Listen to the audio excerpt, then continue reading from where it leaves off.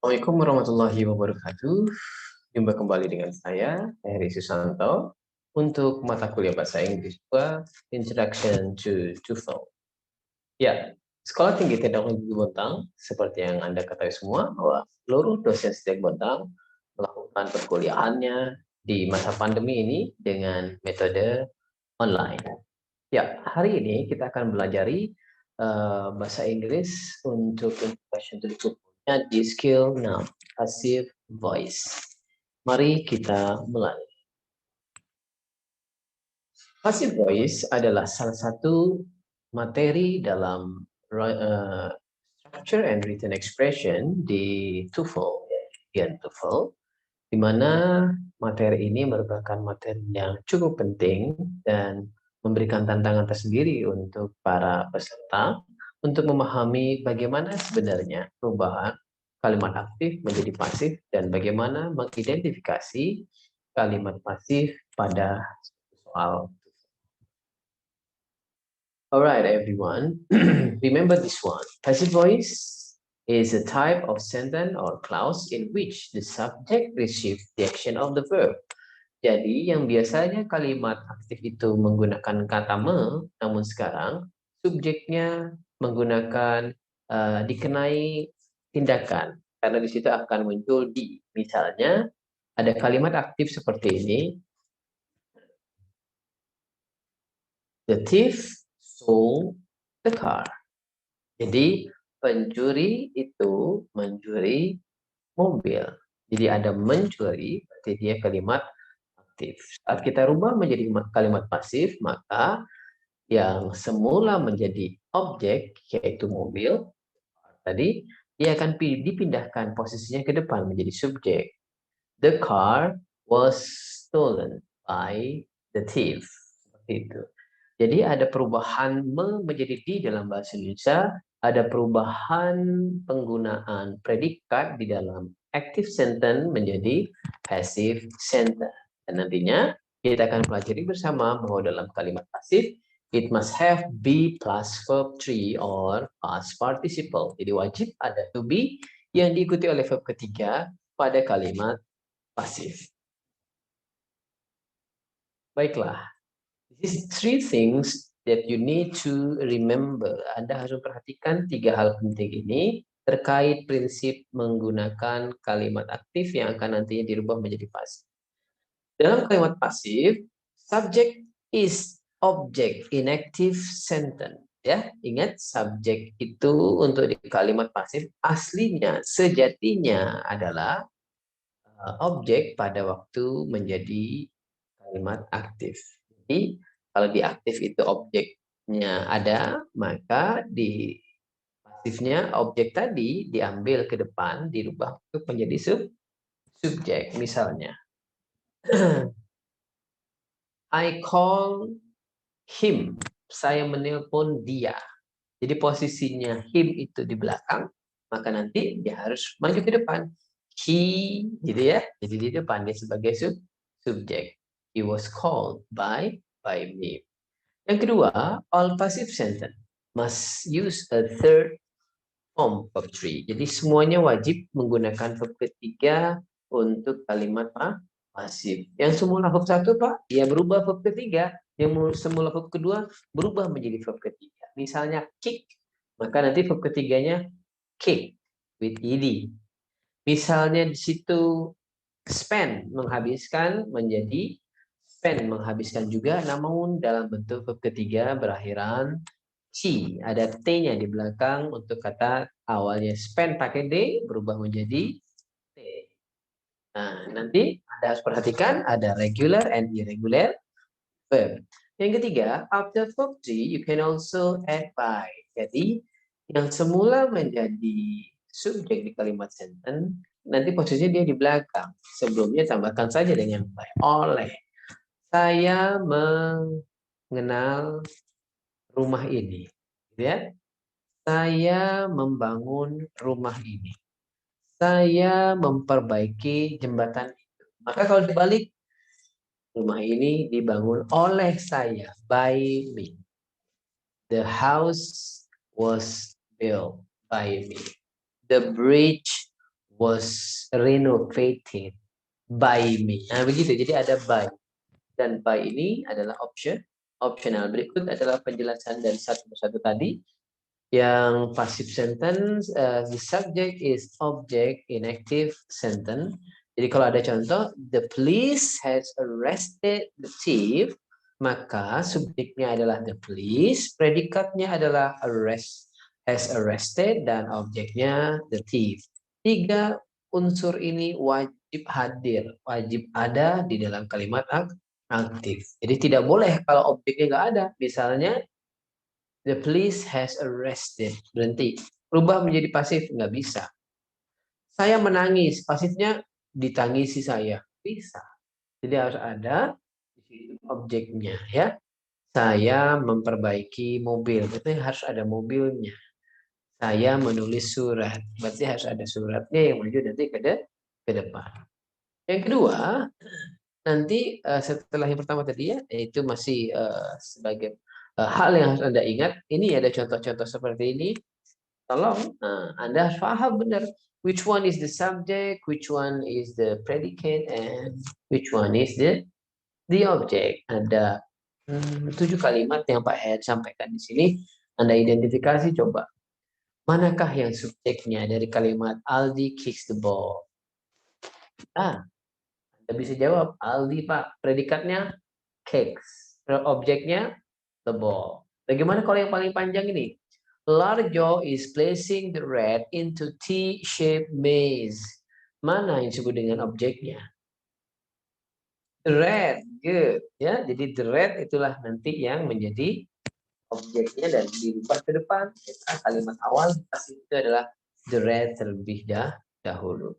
Oke, akhirnya coba klasterkan seperti ini. Yang warna hijau berarti dia subjeknya, ungu dia predikat, dan yang kuning ini objek. Oke, Aldi kicks the ball. Jadi ada Aldi, ada the man, ada I, ada Johan. Ini deretan untuk subjek. So you must understand that the subject stands for person, people, things, building, noun, something, someone. Nah, seperti itu. Jadi harus biasanya berada di depan, di awal kalimat, dan dia berupa benda. Kata benda itu bisa berupa orang, bisa berupa person, orang, bisa berupa benda, things, bisa berupa bangunan, terserah apa saja. As a subject. And then the object, kicks, kata kerja, ya. So, have said, dengan predikat yang berbeda-beda pas tensesnya. Kicks, berarti dia present. So, berarti dia verb kedua. Have sent, ini merupakan unsur perfect. Lo taunya dari mana, Pak? Have sent ini unsur perfect. Ada have-nya, dan diikuti verb ketiga, send. Jadi, ini adalah unsur perfect. Unsur model atau future kebetulan langsung menggunakan will visit. Unsur lampau lagi called. Loh Pak, bedanya sama stole sama called bagaimana? Stole masuk yang irregular, called itu masuk yang regular verb. Artinya kalau dia regular verb kedua dan verb ketiga sama, tinggal berakhiran ed aja di belakangnya. Is placing in this one is progressive atau continuous, ada ing-ingnya. Jadi contoh-contoh ini sudah Pak Heri sampaikan bahwa it must have object in a sentence. Subjek ada, predikat ada, terpenting objek. Di sini syarat untuk bisa menjadi subjek nanti di kalimat pasif. Bagaimana pasifnya? Later on. Let's discuss this one. Oke. Ini juga ya.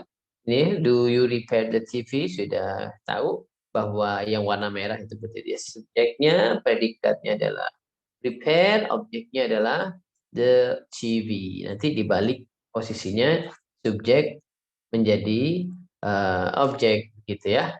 Ngambil dari objek yang kalimat aktif. Oke.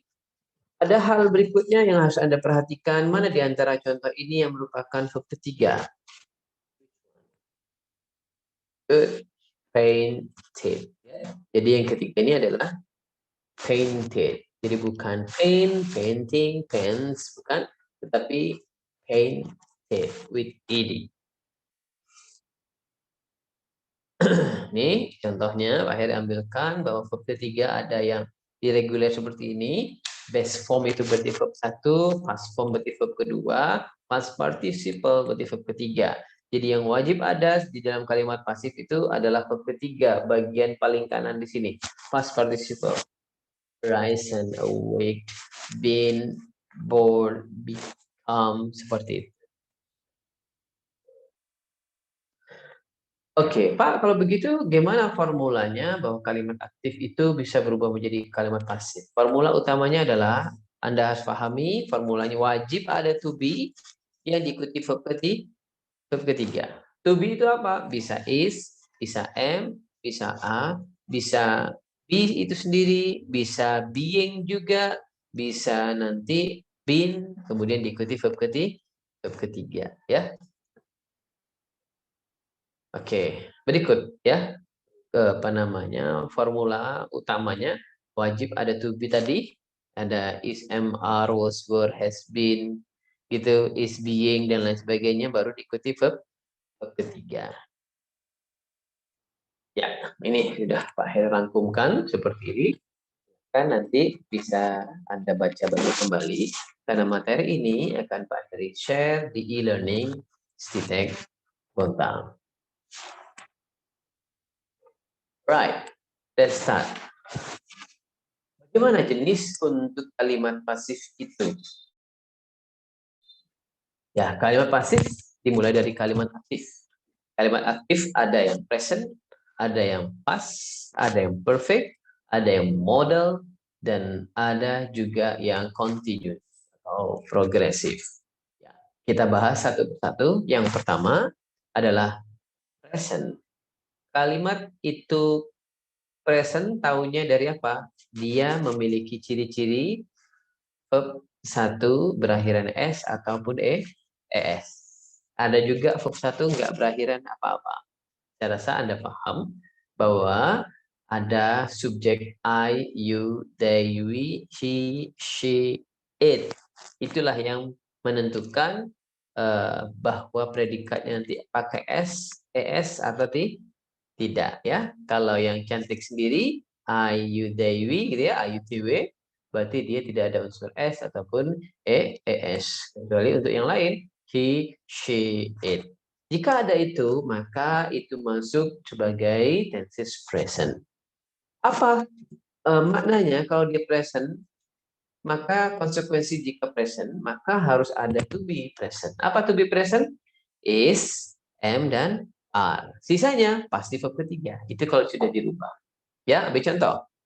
A hurricanes destroy a great deal of property each year. Langkah pertama tadi, tentukan subjek, tentukan predikat, tentukan objek.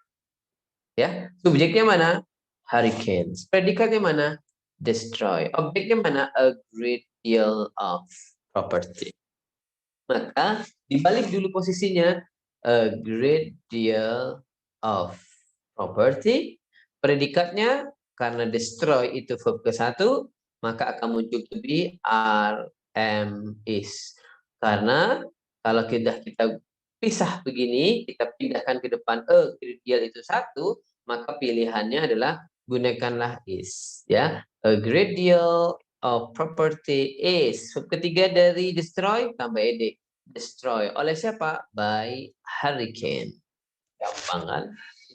It's okay. Yang kedua, Lucy eats 3 bananas. Subjeknya Lucy, predikatnya adalah eats, objeknya 3 bananas. Dipindahkan ke depan. Balik ya, sebagai objek menjadi subjek. 3 bananas are eaten by Lucy. Loh Pak, ini kok pakai are? Daunnya dari mana sekarang? Kok menggunakan are? Are ini dikarenakan 3 bananas. Subjeknya lebih dari satu. Ada 3 pisang. Maka 3 ini harus klop dengan to be, are. Kemudian baru verb ketiga dari eat menjadi eaten. Paham? Ya, paham? Kita lanjutkan yang kedua. Ada model yang kedua, bentuknya past tense atau verb kedua berakhiran ed, ya. Ini ada salah ketik, bukan esd tapi ed. Maka kalau past tense berarti dia harus ada was atau were pengganti untuk to be. Kemudian pasti diikuti verb ketiga. Ambil contoh. He gave Alisa the books. The books were given by Guy to Alisa. Alisa was given the books by Guy. Itu maksudnya apa? Ternyata di contoh kalimat ini Pak Heri sajikan kepada Anda two predicates. Jadi ada dua predikat di dalam satu kalimat. Misalnya di sini apa yang muncul predikat pertama? G gave Alisa. Jadi Alisa ini yang pertama sebagai objeknya. Memberikan apa pada Alisa? The book. Jadi the book juga merupakan objek yang kedua. Ya. Jadi kalau mau dibalik, Alisa diberi G atau buku diberi G oleh kepada Alisa. Begitu nanti ya. Jadi untuk kalimat pertama maka yang dibalik nantinya adalah the books dulu misalnya. The books karena lebih dari satu maka pilih were. Lupa aku pakai were kok nggak pakai are karena yang kedua ini dia menggunakan past tense. Nah, karena dia past tense maka pakai antara was atau were karena bukunya lebih dari satu. So you choose were. Verb ketiga dari give atau gave adalah given. Begitu pula Alisa yang dijadikan objek majukan ke depan. Berarti Alisa was given. Kenapa nggak pakai were? Karena Alisanya cuma satu. Jadi itu perbedaannya. Books banyak maka pakai were. Was cuma satu maka dia menggunakan Alisa yang cuma satu maka menggunakan were. Berikutnya, Shakespeare wrote Romeo and Juliet. Dibalik, Romeo and Juliet apakah dua orang? Tidak, karena dia hanya judul buku judul novel. Maka kalau cuma judul berapapun jumlah namanya yang ada dalam judul tetap satu judul ya. Romeo and Juliet was written by Shakespeare ya. Oke, yang ketiga, continuous. Continuous itu apa? Apapun kalimatnya kalau ada unsur ing berarti kita anggap itu adalah maksud di progresif atau continuous yang menyatakan sedang. Maka yang kita lakukan wajib ada being-nya dengan mengikut sertakan to be semula. Ya, yang tinggal kita tentukan subjeknya ini tunggal atau jamaah setelah dibalik. Ada is MR, ada was were. Being baru verb ketiga. Okay, take a look at these examples. The committee is considering several new proposal. Berarti several new proposalnya ke depan lebih dari satu, maka dia gunakan are being considered. Lupa kenapa menggunakan are? Karena proposalnya lebih dari satu. Lupa kenapa nggak pakai were? Karena soalnya masih alia present. Dari mana taunya alia present? Is. Itu tadi. Oh, berarti karena proposalnya banyak, pakai are. Jangan is lah lagi ya. Pak, kalau proposal satu baru menggunakan is boleh. We were doing the duty. Ini kalimat berikutnya. Dan yang kedua. Soal ini tahunya continuous dari mana? Dari doing. Tahunya ini lampau dari mana? Dari were. Maka kalau begitu lampau menggunakan to be was were. Karena soalnya pakai doing pasti ada being. Tinggal tambahkan verb ketiga. Maka hasilnya the duty was being done by us. Jadi duty pindah ke depan dan itu bentuk verb ketiga by us. Perubahan dari we menjadi us kalau dia diletakkan di belakang. Oke. Perfect. Jadi kalimat itu mengandung unsur perfect apabila you have, has, had, and then verb 3 in the sentence. Ya. Jadi jika kalimat sudah ada unsur has, have, had, verb 3, berarti kalimat itu mengandung unsur tenses perfect. Maka apa yang dilakukan untuk bentuk pasifnya? Tambahkanlah been di sana. Ya. Ada unsur been baru verb ketiga. The teacher has asked me some question. Berarti I have been given some question. Atau boleh I have been asked some question. Has the ambulance taken the injured boy to the hospital? Subjeknya ambulan, predikatnya has taken, objeknya the injured boy. Maka dibalik. Injured boy berapa orangnya? Satu Pak, yang udah has. Jadi masih menggunakan has. Has the injured boy been taken to the hospital? Loh Pak, kalau injured boy-nya dia ada dua, ada banyak lah. The injured boys begitu. Maka ganti, jangan has tetapi menggunakan have the injured boys begitu. Been taken to the hospital. By them bulannya boleh ditulis, boleh tidak. Nice. Number 5. Model. Model can be will, should, must, can, could, etc. Ya, yang penting ada modal. Modal itu wajib fardu ain diikuti verb ke-1. So, will, can, be pasti diikuti verb 1 itu di kalimat aktif. Tapi pasifnya nanti tambahkan be terlebih dahulu. Will be taken, can be learned, should be replaced dan lain sebagainya.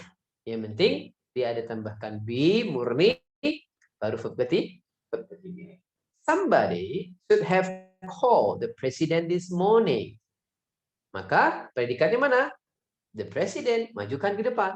The president should have been called by somebody this morning.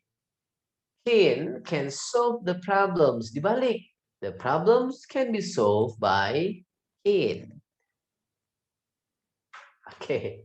Ya, itu tadi 5 formula yang harus Anda pahami. Ada present past, ada perfect, ada modal, ada continuous. Itu semuanya harus Anda pahami. Dan itu menjadikan bahan nanti untuk kita untuk explore lagi di pertemuan berikutnya, khususnya di tutorial. Jadi kita latihan terkait dengan passive voice. Yuk kita diskusikan apa yang Pak Heri tanyakan tadi di slide sebelumnya. Let's discuss this one. The ball is kicked by Aldi. Nah, ya, karena tadi soalnya menggunakan apa? Aldi kicks-nya pakai S, ya. Maka S itu menandakan perlu ditambahkan is gara-gara masih present, is MR gitu.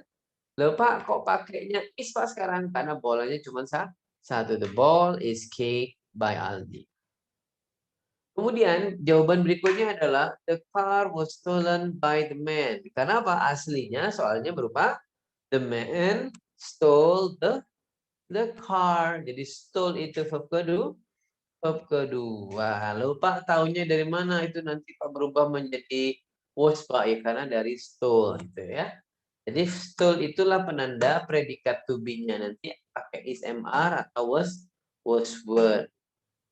Oh, karena verb kedua Pak lampau ya, berarti butuh was atau were Pak. Sisanya verb ketiga. Kemudian the money was sent by me. Ini jawaban untuk kalimat yang ketiga tadi, yaitu dari soal I send the money. Jadi send-nya menggunakan verb kedua, maka membutuhkan was atau were. Karena di situ money aja, money nggak bisa dihitung dianggap tunggal, maka pakailah was. The money was sent by me. The money has been sent by me. Misalnya ini kalau menggunakan unsur perfect. Soal aslinya apa Pak? I have sent. Nggak usah bingung ya verb ketiga karena di kalimat aslinya atau kalimat aktifnya semua unsur kata kerja yang pakai perfect, have, has, had pasti verb ketiga di terakhirnya. Jadi tinggal dipakai. Jadi asli kalimat ini adalah I have sent the money. Berarti pasifnya the money has been sent by me. His mother will be visited by Joko next week. Will be visited dari asli kalimatnya apa? Will visit. Jadi Joko will visit his mother. Berarti will be verb ketiga will be visited. They were called by me last night. Berarti kalimatnya I called them. Saya menelpon dia. Berarti saya menelpon mereka. Berarti mereka ditelepon oleh saya. They were called by me last night. The rat placed into T-shaped maze by Larjo. Ini jawaban dari asli kalimat. Larjo is apa dong? Placing ya. Jadi Larjo is placing the red into the T shape. Jadi di situ maka membutuhkan A being placed. Karena rednya lebih dari satu, Pak. Ya, pakailah are being read. Is the TV repaired by you? Asli kalimatnya apa? Menggunakan do ataupun does. Kalimat pertanyaan aktif yang butuh pakai do does maka membutuhkan to be is MR. Is the TV repaired by you? Apakah TV-nya diperbaiki oleh kamu? Berarti kalimat aslinya apa? I repairs biasa ya. Sorry, nggak pakai S. Dia menggunakan kalimat tanya ya. Jadi akan muncul do atau ya, seperti do you repair the TV? Apakah kamu memperbaiki di TV? Maka dari do itulah yang akan kita lihat, oh dia present, maka butuh to be is MR. Untuk menentukan is MR, lihat subjek yang sudah dibalik, objek yang menjadi subjek. Itu apa? You berarti are, dibalik berarti the TV. Berarti TV itu sama dengan it, berarti is it atau is the TV. Does Dodo love me? Ini kalimat aktifnya nih. Apakah Dodo mencintaiku? Maka nanti posisi does itu dirubah menggunakan to be. Posisi love pakai verb ketiga. Sedangkan Dodo sama me di belakang by Dodo, me-nya ke depan I. Kan gitu ya? Berarti am I loved by Dodo? Apakah aku dicintai oleh Dodo? Oke, 6 steps to turn an active to passive. Ini Pak Heri kurang N-nya nih. An active to passive. Maka apa step-nya tadi? Identify the subject, the verb, and the object. Kita harus memahami dalam satu kalimat wajib ada subjek, predikat, dan objek. Move the object to become ya the noun subject of the sentence. Move the object. Jadi the new subject of the sentence. Jadi kalimat aktif tadi objeknya diambil pindah ke depan, di kalimat pasif menjadi subjek. Kemudian tentukan tensesnya. Dilihat kata kerjanya. Tensesnya verb berapa ini? Kicks pakai S. Oh, verb 1 maka butuh is MR. Kick pakai ed. Oh, verb kedua maka membutuhkan was atau were. Has kicked berarti ada has, berarti ada unsur perfect. Berarti ada has, have been pada verb ketiga. Have has-nya ditentukan dengan cara apa, Pak? Dari cara objek tadi yang sudah dipindah menjadi subjek. Jadi akan ketahuan tunggal ataupun jamak. Conjugate the verb be. Jadi ingat konjugasikan di kata kerja be tadi. Sesuaikan aja dia memakai is, MR, was, were, sesuaikan dengan tenses-nya, sesuai dengan subjeknya tunggal atau jamak. Kemudian add the past participle in the main verb after be. Pasti wajib fardu ain diikuti verb ketiga setelah to be. Nah, itu dia 6 step to turn an active to passive sentence. Jadi Anda semua harus paham bahwa langkah ini yang harus Anda ingat, perubahan dari kalimat aktif menjadi pasif membutuhkan 6 langkah. Dan yang harus kita tanamkan dalam hati kita ada to be yang diikuti oleh verb 3 untuk kalimat passive voice. Alright. Anyone who stop learning is old, whether at 20 or 80. Jadi anonymous dari kita nggak tahu siapa yang ngomongnya, tapi intinya adalah siapapun yang berhenti belajar itu disebut tua. Berapapun umurmu. Kamu walaupun umur 17, Anda semua umur 18, 19, 20, 22, tetap dianggap tua. Kenapa? Tidak mau belajar lagi, udah stop di situ. Tapi jika Anda terus belajar, kenapa passive voice seperti ini? Gimana belajarnya? Apakah dari video Pak Heri, apa dari buku Pak Heri, atau dari internet, dari YouTube-nya yang di-share Pak Heri, atau dari manapun. Yang penting kita belajar. Semakin Anda banyak belajar, you are young. Nah, maka Anda mudah penyebutannya. Oke? Saya rasa begitu yang bisa Pak Heri sampaikan di video kita kali ini untuk passive voice yang menjadi bagian dari skill 6, Introduction to verb. I think that's all for today. Thank you for watching. Assalamualaikum warahmatullahi wabarakatuh. Bye-bye.